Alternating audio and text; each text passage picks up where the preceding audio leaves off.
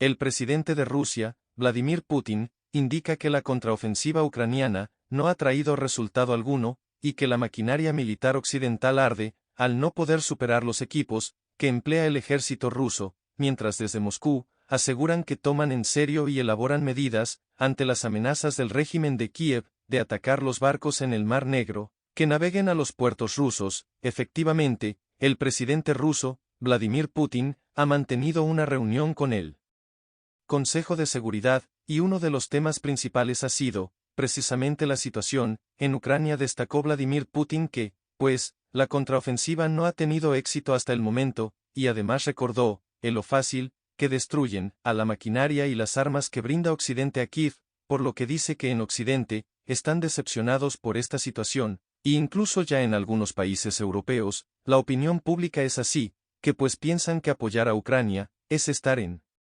un callejón sin salida. Te propongo escuchar qué más decía Vladimir Putin. Por supuesto, hoy está claro que los proveedores occidentales del régimen de Kiev están decepcionados con los resultados de la llamada contraofensiva que las actuales autoridades ucranianas anunciaron en voz alta el mes anterior. Al menos aún no hay resultados, no ayudan ni a los colosales recursos que se inyectaron aquí, ni el suministro de armas, tanques, artillería, vehículos blindados, misiles occidentales, ni el envío de miles de mercenarios y asesores extranjeros, que se utilizaron más activamente en los intentos de romper el frente de nuestro ejército. Además, durante esta reunión, Vladimir Putin ha repasado algo de la historia, y ha recordado cómo se modificaban las fronteras de Polonia a lo largo del tiempo, especialmente, se transformaron así, después de la Segunda Guerra Mundial.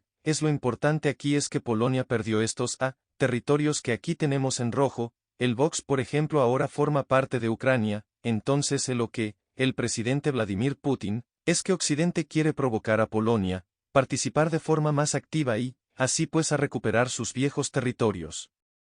Vamos a escucharlo. En lo referente a los líderes polacos, probablemente esperan formar cierta coalición bajo el paraguas de la OTAN e intervenir directamente en el conflicto en Ucrania, para luego arrancar un pedazo más grande para ellos mismos, para recuperar, según creen, sus territorios históricos. La actual Ucrania occidental, es bien sabido, que también sueñan con las tierras bielorrusas. Ahora cuéntanos qué está pasando en torno al Mar Negro. Se realizaron ejercicios militares por parte de las Fuerzas Armadas de Rusia, porque así es, como bien dices, las Fuerzas Armadas de Rusia realizaron estos ejercicios con fuego real, pues participaron a los buques, las naves aquí.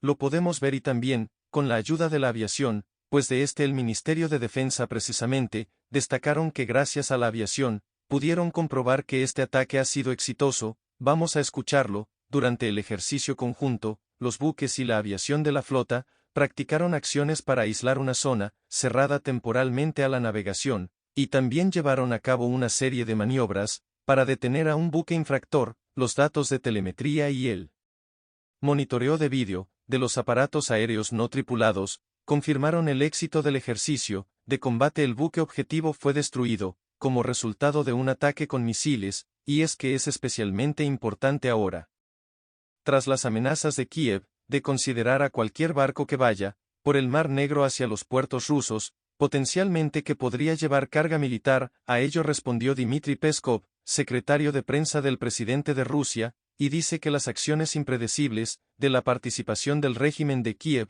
en actos terroristas representan una amenaza potencial en esta zona, y es por eso que están llevando a cabo estos ejercicios, dando una clara señal de que el ejército está preparado, los barcos están listos, todo está funcionando, y esto, por el historial de ataques a poblaciones civiles, directamente, lo que compromete también la seguridad en el mar. La ONU se reúne esta jornada para abordar el acuerdo de granos, por la iniciativa de las naciones del Occidente, mientras estos mismos países siguen intentando responsabilizar a Rusia de las secuelas de su fracaso. El ministro de Defensa de Italia admitió que 95% del grano ucraniano no se suministraba a los países africanos. Precisamente esto es lo que alegaba Moscú. El país eslavo salió del acuerdo a causa de los obstáculos creados por los países occidentales para los envíos de la producción agrícola rusa a las naciones más necesitadas. El ministro italiano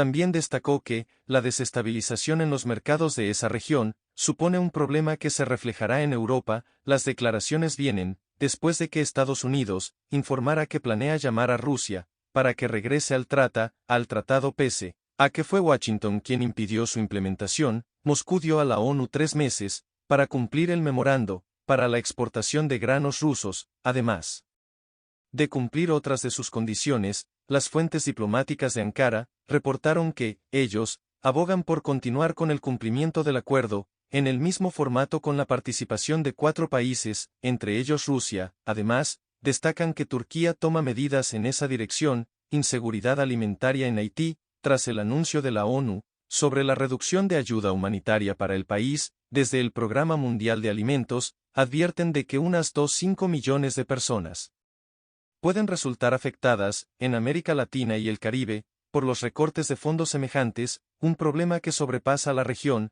llegando a países de Oriente Medio y Asia. Ante ello, cada vez más voces instan a los gobiernos de países ricos a contribuir al desarrollo de las regiones pobres, en vez de armar al régimen de Kiev, y sin duda es un panorama bastante crítico, sobre todo para la población que depende de este tipo de ayudas humanitarias. Veamos cómo en Haití, estos recortes, del 25% en la asistencia humanitaria dejan, expuestos o sin estas asistencias de alimentos, a cerca de 100,000 personas, si es que recordemos que Haití es un país donde cerca de la mitad de la población padece hambre, o lo que llaman inseguridad alimentaria. El Programa Mundial de Alimentos de la ONU ha dicho que a hoy tiene un déficit de 121 millones de dólares. Ahora en América Latina y el Caribe, estos recortes también van a afectar a cerca de 2,5 millones de personas, de las 9,9 millones, que recibían esta asistencia alimentaria. En los 13 países de la región donde hacían, o donde hacen presencia estos programas, ahora sobrepasa esta desatención, América Latina, y otras. En naciones que han dejado de recibir, los recursos que recibían ahora son mínimos. Nos cuentas cuáles. Sí, estos recortes también afectan a otras naciones, como ya lo mencionabas. En Siria, la asistencia se reduce a 2,5 millones de personas, de las 5,5 millones, recibían esta asistencia. En Afganistán se reduce a la mitad la cantidad de ayuda que se entrega a 4 millones de personas, y en Bangladesh, el cupón de ayuda por persona se reduce a tan solo 8 pesos por mes, para alimentos para cerca de 1 millón de refugiados. Ahora veamos Ucrania, donde el panorama es un poco diferente. Allí, de una forma muy casual, es uno de los pocos países donde los programas humanitarios están financiados en más de la mitad. Esto corresponde a que el enfoque de algunos de los países más ricos está en Kiev y ya no en dar donaciones a estos programas de ayudas humanitarias. Es por esto que se da el déficit, y pues también algunos recortes. Por eso es importante que escuchemos ahora las declaraciones de la presidenta de Honduras. Se envían trillones de dólares en armamento para la guerra, pero no somos capaces de construir el desarrollo integral de la humanidad con los objetivos del desarrollo sostenible. Precisamente Estados Unidos ha anunciado un nuevo paquete de ayuda militar para Ucrania, que es de 1,300 millones de dólares, para una ayuda total de más de 75,000 millones, un panorama bastante triste, que lo que dejaría en evidencia es que se está priorizando la guerra por encima del hambre. Los recortes a los fondos para la ayuda humanitaria en las naciones necesitadas es una muestra de desigualdad en las decisiones de la ONU. Recorte radicado en los países más pobres: Haití, Malí y Myanmar. Siria, 50% de la población necesitada no va a recibir más ayuda de uno, y en contrapartida Ucrania en torno de 66% de la ayuda se mantiene, por una parte. Incluso con recorte racista racias, porque en Ucrania son blancos y occidentales, y las vidas negras, las vidas latinas, las vidas de Asia no valen, solo valen las de Ucrania. Hay 2 pesos y 2 medidas. No hay igualdad. En la ayuda de hoy, Israel comienza la construcción de un nuevo asentamiento para colonos en la región de Jerusalén Este. A finales de junio, el gobierno de Israel aprobó una ley que simplificaba los procedimientos para la construcción de nuevos asentamientos en Cisjordania, lo que provocó críticas de la ONU y otras organizaciones internacionales y gobiernos. Los palestinos consideran a Jerusalén Este como la capital de su futuro Estado, que según ellos, debería levantarse sobre las fronteras anteriores a la guerra de 1967, mientras que las autoridades israelíes rechazan, categóricamente, este desarrollo, que cada vez agrava las relaciones bilaterales. El aumento de las tensiones en los últimos meses ha causado la muerte de unos 175 palestinos y 25 israelíes. En Colombia, un ataque con explosivos deja a 3 miembros del ejército heridos, según las autoridades, cuando los soldados patrullaban el centro urbano de Vista Hermosa, en el departamento de Meta, fueron agredidos. El gobernador de la región denunció que miembros de las disidencias de las FARC están reclutando a menores en la zona. Horas antes, varios hombres armados entraron en un centro educativo y secuestraron a 2 niñas de 14 años. Estos ataques suceden en medio de complejas negociaciones para lograr el cese de la violencia con las guerrillas. Las Fuerzas Armadas de Ecuador movilizan a 300 militares a la zona costera del cantón. Durante la decisión se adoptó por el aumento de la violencia en dicha región. Desde hace varias semanas, se informa que los elementos de seguridad ya patrullan el área. El cantón ya fue militarizado, con más de 500 soldados a finales de mayo. Hasta el momento, se reportan más de 100 muertes violentas en este sitio. Desde inicios del 2023, una escalada diplomática multilateral se produjo tras la inclusión de una cláusula sobre la cuestión de las Malvinas en la cumbre de la Unión Europea y la CELAC. En su intento de aproximarse a la región, Bruselas por primera vez tomó nota de la histórica postura de la CELAC, esto con respecto a la soberanía argentina sobre las Islas Malvinas. En una declaración conjunta birregional, el hecho avivó la disputa con Reino Unido, que considera al archipiélago como su territorio de ultramar. El gobierno británico le reprochó a la Unión Europea haberse referido a las islas como Malvinas y no como Falkland. Ante las críticas, Bruselas apostó por asegurar que la posición del bloque sobre el tema no cambió, y es que el gobierno de Argentina lo presentó como una gran victoria. El canciller suramericano dijo que se trata de un triunfo de la diplomacia. Al mismo tiempo, se produjo una polémica alrededor de la cobertura mediática del suceso entre Santiago Bocafiero y el diario argentino El Clarín. En una publicación, el medio aseguró que la Unión Europea desmintió una afirmación del